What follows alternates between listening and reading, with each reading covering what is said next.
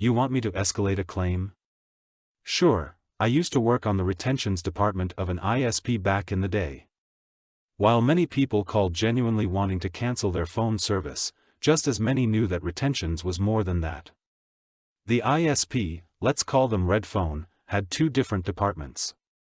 I worked on retentions 1, where we did a lot of fixing bills and offering small discounts and slightly cheaper phones to customers who said they wanted to leave. Retentions 2 was for customers who were in the process of porting their numbers, and the worst thing they offered was a 50% discount for a couple of years with a decent phone for free. This happened roughly 10, maybe 12 years ago when roaming was straight up highway robbery.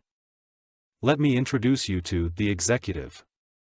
I got the call, I did my little introductory spiel, and I immediately discovered this guy was the most entitled POS I'd ever had the displeasure to speak to.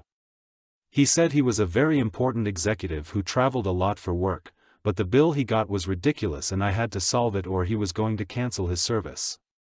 I muted him, so he heard nothing, but I could still hear what he said, and while I checked his account, I could hear him gloat to his girlfriend that he's getting the bill credited because he knows how to play the system, and he was an $a hole, but he wasn't wrong. This guy was a pro at playing Red Phone. He had the highest phone plan the company offered, which was around €90 at the time for one line, but paid €30 per month because he had discounts from both departments stacked on top of each other. His plan allowed him to get what at the time was a super expensive phone for basically nothing at retentions 2.